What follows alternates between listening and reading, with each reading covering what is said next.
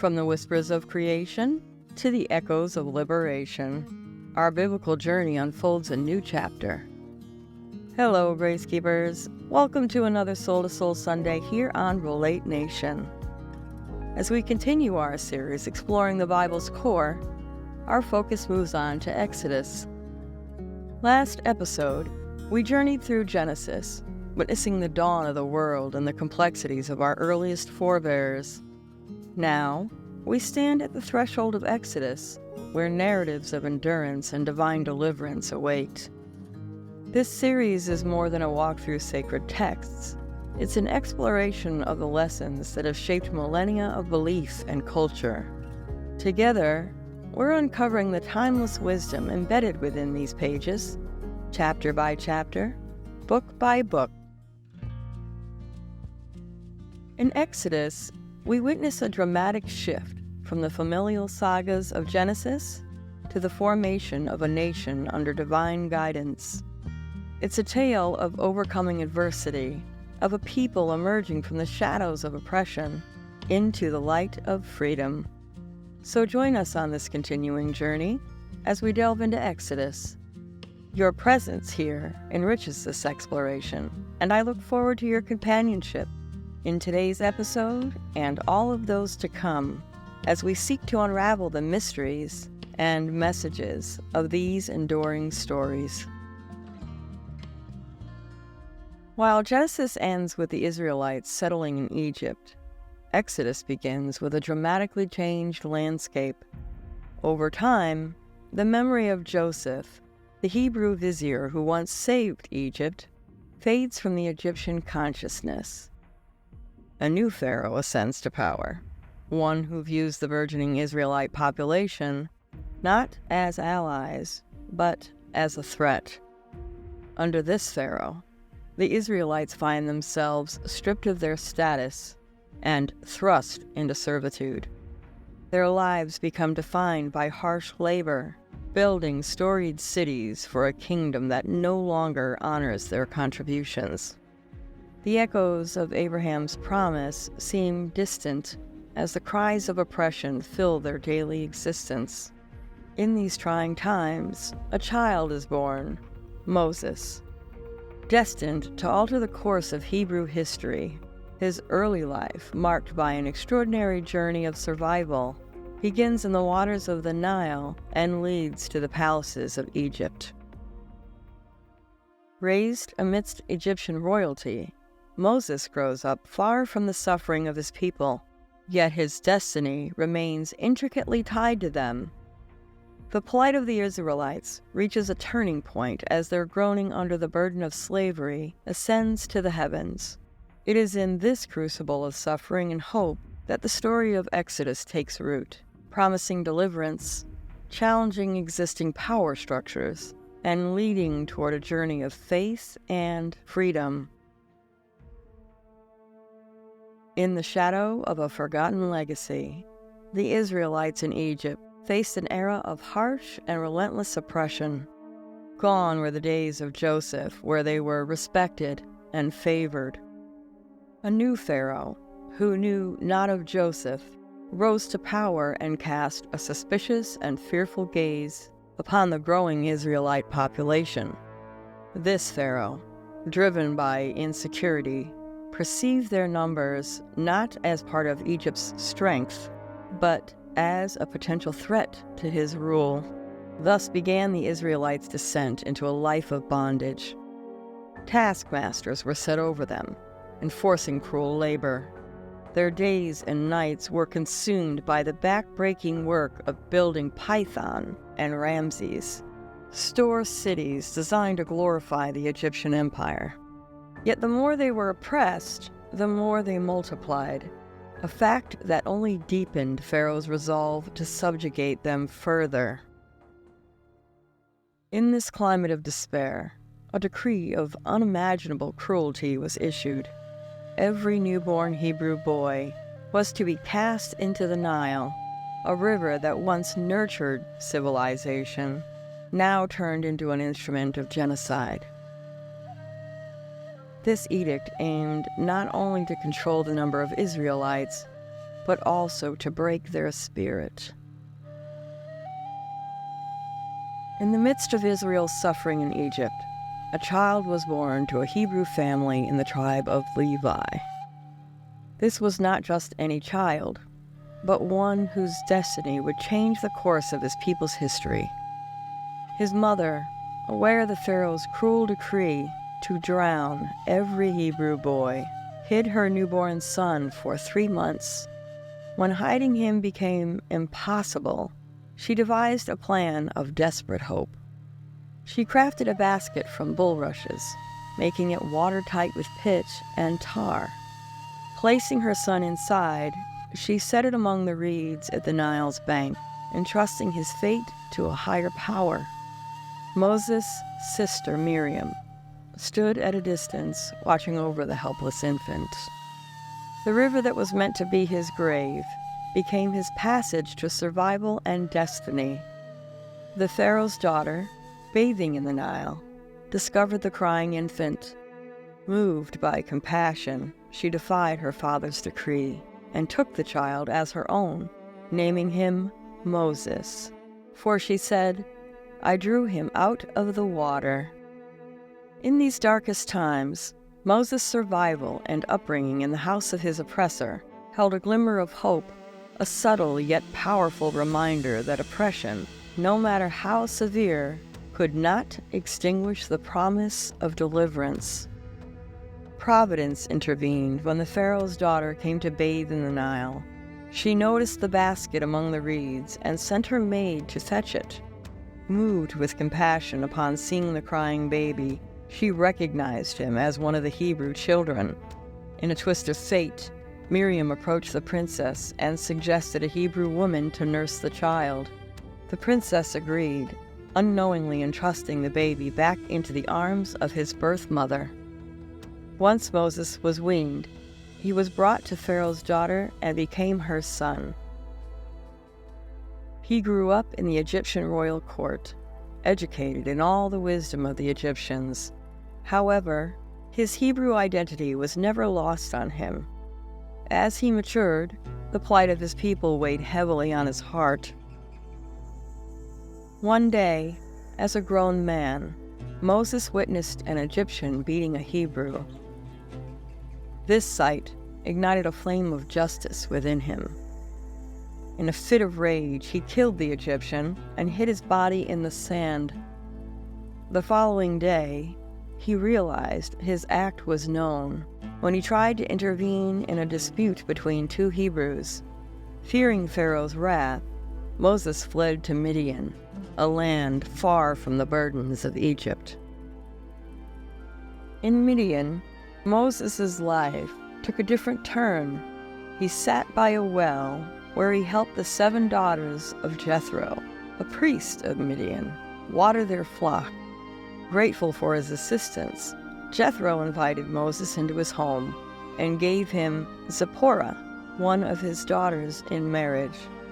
In the quiet of Midian, tending sheep in the wilderness, Moses found refuge and a family, but his story with his people in Egypt was far from over.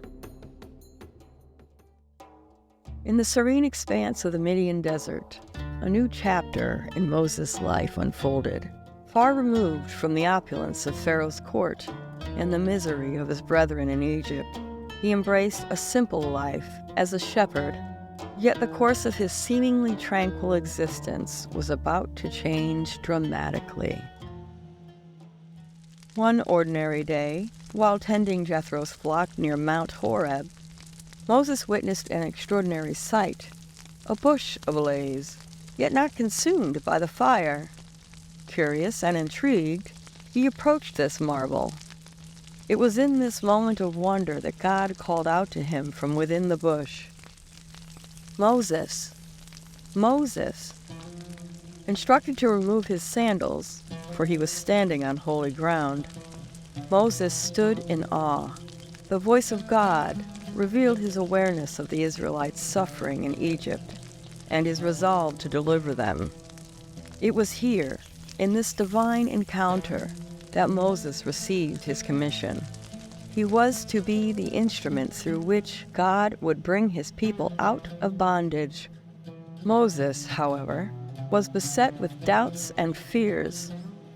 "Who am I that I should go to Pharaoh and bring the Israelites out of Egypt?" he questioned. God reassured him, promising his presence and the assurance that the mission would succeed. Yet Moses' insecurities persisted. He worried about his inadequacies in speech and authority. In response to his apprehensions, God revealed his name. "I am who I am," a profound declaration of his eternal, self-existent nature. He equipped Moses with signs to prove divine backing, the staff turning into a snake, his hand becoming leprous and then healed, and the transformation of water from the Nile into blood. Even with these assurances, Moses remained hesitant, leading God to appoint Aaron, Moses' brother, as his spokesperson. Thus fortified with divine power and his brother by his side, Moses was ready to embark on a journey back to Egypt, not as a fugitive, but as a leader destined to confront Pharaoh and lead his people to freedom. As Moses stood before the burning bush, enveloped in the mystery of the divine presence, he was not only given a monumental task, but also a promise. It was a promise that would shape the destiny of a nation and echo through generations. God spoke to Moses with words of assurance and power. He promised to deliver the Israelites from their suffering in Egypt and lead them to a land flowing with milk and honey. This land, promised to Abraham, Isaac, and Jacob, was to be their inheritance, a place of rest and abundance after years of oppression. God anticipated the challenges Moses would face. He foretold of Pharaoh's resistance and the hardening of his heart. Yet, in the face of impending obstacles, God's promise stood firm.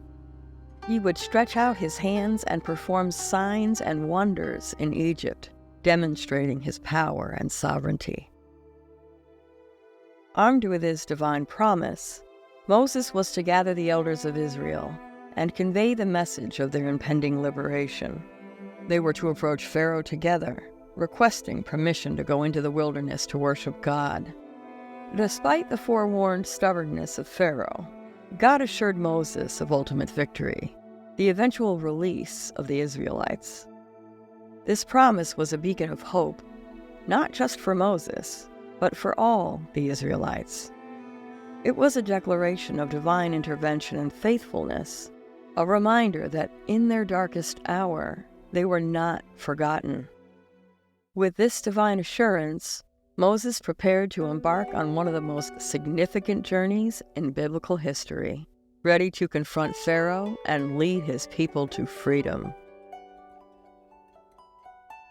After his divine encounter at the burning bush, and armed with God's assurances, Moses returned to Egypt. He was not alone. His brother Aaron accompanied him. Together they stood before the Israelite elders, conveying God's message and demonstrating the signs given at Horeb. The elders, witnessing these wonders, believed. A glimmer of hope sparked among the people, long crushed under the weight of Egyptian bondage. The next formidable task was to confront Pharaoh. Moses and Aaron, representing not just their people, but also the command of the God of Israel, approached the Egyptian ruler. Their demand was simple, yet profound.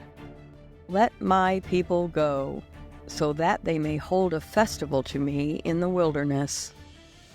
Pharaoh's response was as harsh as it was dismissive. He not only refused their request, but accused the Israelites of laziness and increased their burden. The Israelites' straw for brick-making was taken away, yet their quota of bricks remained unchanged. This cruel edict brought more suffering to the Israelites, and their initial hope turned into despair. They blamed Moses and Aaron for their worsened plight. Moses, shaken by this outcome, turned to God. questioning the purpose of his mission. God, however, reassured Moses of his unchanging plan. He instructed Moses to confront Pharaoh again, promising that through his mighty acts, he would compel Pharaoh to let the Israelites go. As Moses stood before Pharaoh, his resolve strengthened by divine reassurance, a battle of wills commenced. Each refusal by Pharaoh was met with a display of God's power through Moses and Aaron.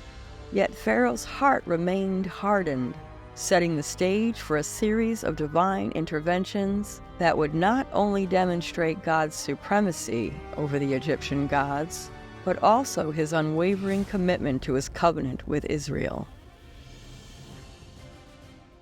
After Moses and Aaron's initial plea to Pharaoh to release the Israelites, they were met with not only refusal, but increased cruelty toward their people. Pharaoh, viewing himself as a god and the Israelites as mere subjects, dismissed their God's command with scorn. His heart grew hardened, a testament to his arrogance and disbelief in any power greater than his own. This hardened heart led Pharaoh to intensify the Israelites' labor. The Egyptian taskmasters implemented harsher conditions, stripping the Israelites of essential materials for brick-making, yet demanding the same quota. The daily life of an Israelite slave became even more unbearable, filled with greater suffering and hopelessness. Moses, witnessing the amplified misery of his people, questioned the purpose of his divine mission. It seemed as though his intervention had only worsened their condition. However, God reassured Moses that this was part of a greater plan. The hardening of Pharaoh's heart was to serve a higher purpose, setting the stage for God's mighty acts of deliverance that would vividly demonstrate his power and commitment to his covenant.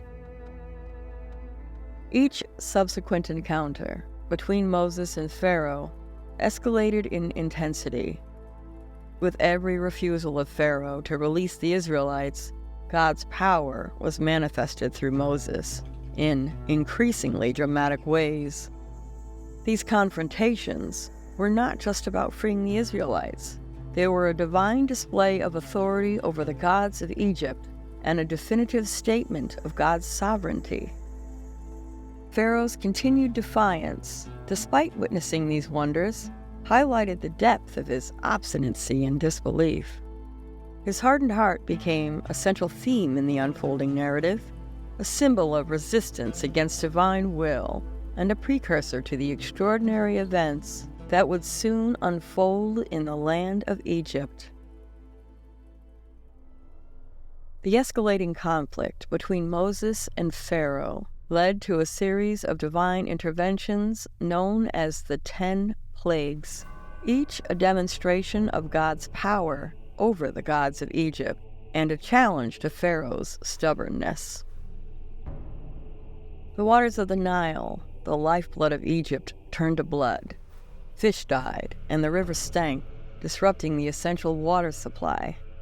Frogs swarmed over the land, invading homes and disrupting daily life, an overwhelming nuisance that proved inescapable.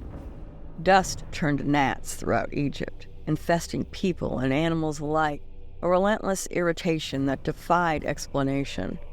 Swarms of flies descended, bringing disease and discomfort, a plague that specifically targeted Egyptian territories, sparing the Israelites. A devastating pestilence struck Egyptian livestock, causing widespread death of cattle, a direct blow to Egypt's agricultural and economic strength. Painful boils afflicted Egyptians, a physical manifestation of the unrelenting pressure exerted by God against Pharaoh's intransigence. A destructive storm of hail rained down, damaging crops and lands, a direct attack on the livelihood and sustenance of Egypt. Locusts followed, devouring what little was left after the hail, a crippling blow to the already ravaged land. Darkness enveloped Egypt for 3 days, a palpable, oppressive darkness, symbolic of the spiritual blindness and despair engulfing the nation. The final and most devastating plague saw the death of the firstborn in every Egyptian household, a judgment that pierced the heart of the Egyptian society and finally broke Pharaoh's resistance.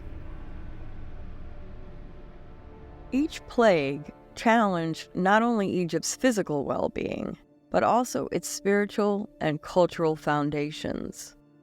The plagues systematically dismantled the Egyptians' faith in their gods, showcasing their impotence against the God of Israel. Despite the escalating severity of these plagues, Pharaoh's heart remained hardened. His refusal to release the Israelites after each plague revealed a deep-seated pride and defiance. However, the cumulative effect of the plagues began to wear down his resolve and that of his people, setting the stage for the eventual release of the Israelites. These plagues, while showcasing God's power, also demonstrated his justice and his commitment to liberating his people. The 10 plagues were not just punitive, but also revelatory, underscoring the distinction between the Egyptians and the Israelites and the supremacy of the God of Israel. After the devastating 10 plagues, God prepared to deliver the final blow to Egypt, which would ultimately compel Pharaoh to release the Israelites. Before this, God instructed Moses to establish the Passover, a critical event in the Israelite tradition. On the 10th day of the first month, each Israelite family was to take a lamb without blemish and care for it until the 14th day. Then, at twilight, they were to kill the lamb and use its blood to mark the doorposts and lintels of their homes. This act served as a sign for God to pass over their houses when he struck down the firstborn of Egypt.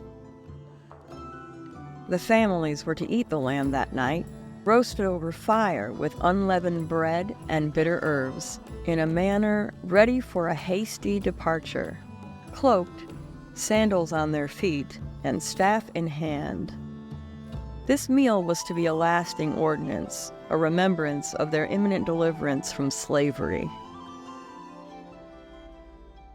On that fateful night, as the Israelites followed God's instructions, the final plague struck Egypt. Every Egyptian household mourned the loss of their firstborn, from the Pharaoh's palace to the prisoners in the dungeons. The magnitude of this tragedy finally broke Pharaoh's resolve. Urgently summoning Moses and Aaron during the night, Pharaoh commanded the Israelites to leave Egypt. The Egyptians, eager to see them go, bestowed upon them articles of silver, gold, and clothing. Thus, laden with the wealth of their oppressors, the Israelites began their journey out of Egypt. A multitude of people, along with flocks and herds, embarking on a journey toward freedom and the fulfillment of a divine promise made generations ago. This departure marked the culmination of centuries of bondage and the beginning of a new chapter for the children of Israel. They left Egypt not in quiet escape, but as a testament to God's deliverance and power, carrying with them not only material wealth, but also a renewed sense of identity and destiny. As the Israelites journeyed from Egypt, a dramatic turn of events unfolded. Pharaoh, his heart hardened once again, regretted his decision to let the Israelites go. He mustered his chariot force, the pride of Egypt, and pursued the fleeing Israelites, cornering them at the edge of the Red Sea. Trapped between the approaching Egyptian army and the sea, the Israelites despaired. They cried out to Moses, lamenting their seemingly impossible situation. Moses, however, stood firm in faith, assuring the people that they would witness God's deliverance. At God's command, Moses stretched out his hand over the sea.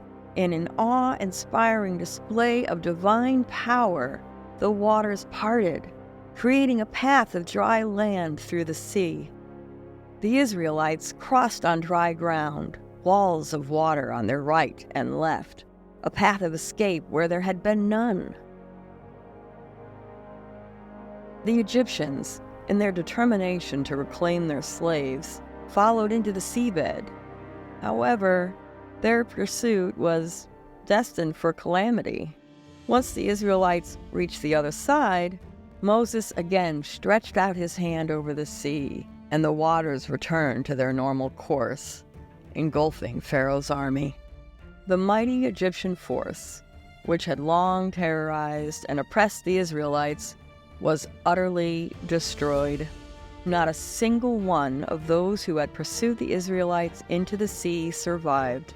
This stunning victory was a powerful testament to God's protection and sovereignty, a deliverance so complete that it would be remembered and celebrated for generations. The crossing of the Red Sea marked not only a physical deliverance from Egyptian pursuit, but also a spiritual and emotional liberation. The Israelites who had left Egypt burdened with the memories of slavery now witnessed firsthand the mighty hand of God, reinforcing their faith and solidifying their identity as a people chosen and led by a powerful and faithful God. After their miraculous escape through the Red Sea, the Israelites embarked on their journey through the wilderness toward Mount Sinai. This journey, while a path to freedom, was fraught with challenges and trials. The initial euphoria of their escape soon gave way to the harsh realities of wandering in a barren landscape. The scarcity of food and water in the desert tested the faith and patience of the Israelites. Their grumbling and complaints rose against Moses and Aaron. They reminisced about the pots of meat and bread in Egypt, contrasting it with their current struggle for survival. This sentiment reflected a deeper struggle, one of transitioning from a mindset of bondage to one of faith and reliance on God. In response to their cries for food, God provided for the Israelites in miraculous ways. He rained down manna from heaven, a fine, flaky substance as sweet as honey. This manna appeared each morning, providing the Israelites with daily sustenance. They were instructed to gather only as much as they needed for the day, a directive that tested their trust and obedience. In the evenings, quails came up and covered the camp, providing the Israelites with meat. This divine provision was not just a response to their physical hunger, but also a lesson in God's faithfulness and the importance of relying on Him. The journey to Mount Sinai, with its challenges and divine interventions, was a period of learning and growth for the Israelites. It was a time for them to understand their identity as God's chosen people and to grasp the extent of His care and provision.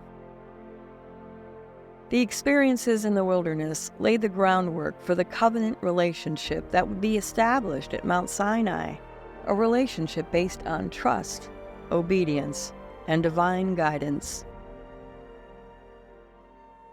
Upon reaching Mount Sinai, the Israelites encountered one of the most momentous events in their history. God called Moses to the top of the mountain, where He gave him the 10 Commandments, a set of laws that would become the cornerstone of Israelite ethics and worship. These commandments were not just rules, they were a manifestation of God's holy nature and His expectations for a people chosen to represent Him. They were encompassed directives about worship, such as the command to have no other gods and to keep the Sabbath holy, as well as principles for living in community, including honoring one's parents and prohibitions against murder, adultery, theft, false testimony, and covetousness. The giving of these commandments was accompanied by a dramatic display of God's power. Thunder, lightning, a thick cloud, and a very loud trumpet blast heralded God's presence in the mountain. The people witnessed the smoke and trembled in awe, fully aware that they were in the presence of the divine. In addition to the 10 Commandments, God provided Moses with various other laws and regulations. These covered a wide range of social, economic, and religious aspects of life, including justice, property rights, social responsibility, and religious rituals. These laws were meant to guide the Israelites in creating a society that reflected God's character, one based on justice, compassion, and holiness. They were also designed to set the Israelites apart from other nations, as a people dedicated to the service of their God. The covenant at Sinai, sealed with these laws, represented a binding agreement between God and the Israelites. God promised to be their God, to guide and protect them, while the Israelites committed to follow his laws and commandments.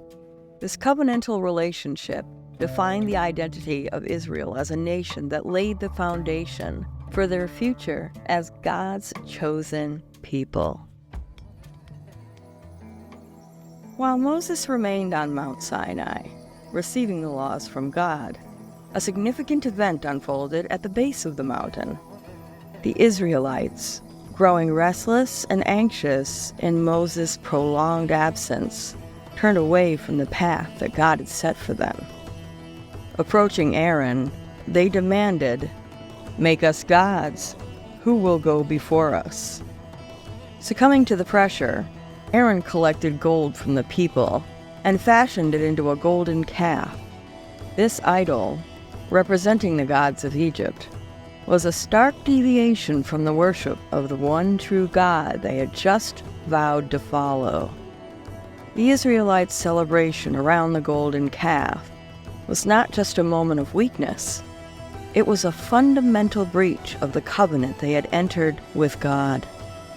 They attributed their deliverance from Egypt to this lifeless idol, forsaking the God who had brought them out of bondage with mighty acts of power. When Moses descended the mountain, tablets in hand, he was confronted with the sight of the Israelites worshiping the golden calf. In a moment of righteous anger, he shattered the tablets, symbolizing the breaking of the covenant. The gravity of the Israelites' sin was immense, prompting Moses to take drastic action to address the idolatry.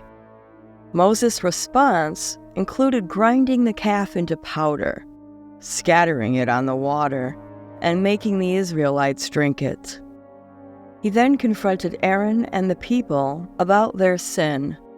This incident led to a division among the Israelites, with those who remained loyal to God standing with Moses. Recognizing the severity of the Israelites' transgression, Moses returned to God to plead for their forgiveness.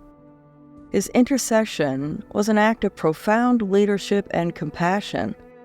He even offered his own life in place of the people, demonstrating his deep commitment to the welfare of the nation he led.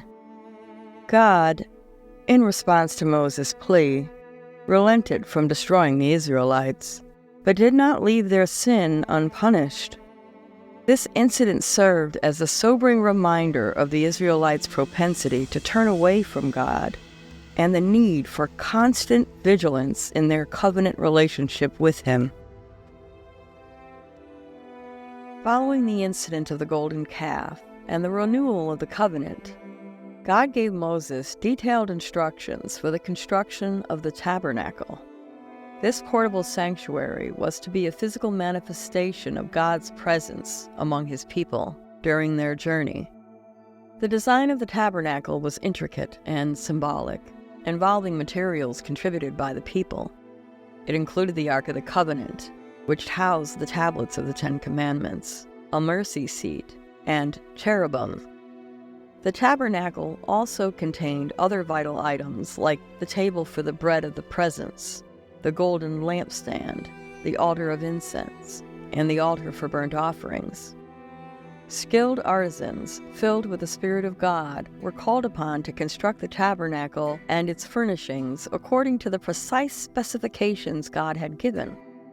This task was a communal effort, signifying the collective worship and dedication of the Israelites to their God.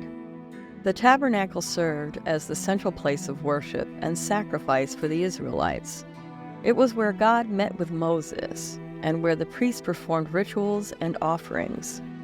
The presence of the tabernacle amidst the Israelite camp was a constant reminder of God's proximity and his call to holiness. The tabernacle's role extended beyond physical structure. It was a symbol of God's covenant with Israel and his ongoing relationship with them. It represented God's dwelling among his people, guiding and sanctifying them as they journeyed towards the Promised Land. The book of Exodus culminated in a profound reflection on the journey of the Israelites, a journey marked by God's undeniable presence and guidance. From the oppressive conditions in Egypt to the miraculous crossing of the Red Sea and the divine revelations at Mount Sinai, each moment has been a testament to God's power and faithfulness. The establishment of the covenant at Sinai and the given laws have forged a distinct identity for the Israelites as God's chosen people. The presence of the Lord, descending as a cloud upon the tabernacle, signifies not only his approval, but also his promise to dwell among his people. The continuous divine presence throughout their journey symbolizes God's unwavering commitment to guide and protect them. As Exodus concludes, the Israelites find themselves on the threshold of a new chapter, poised to enter the Promised Land. They carry with them not just the physical symptoms of their covenant, but also the lessons learned through trials and triumphs. Their experiences in Exodus have prepared them for the challenges and opportunities that await in the land of Canaan. This transition from Exodus is not an ending, but a doorway to a broader narrative. The experiences and laws detailed in Exodus lay the groundwork for the Israelites' future, shaping their community, worship, and societal structures. With the close of Exodus, the narrative seamlessly flows into the book of Leviticus.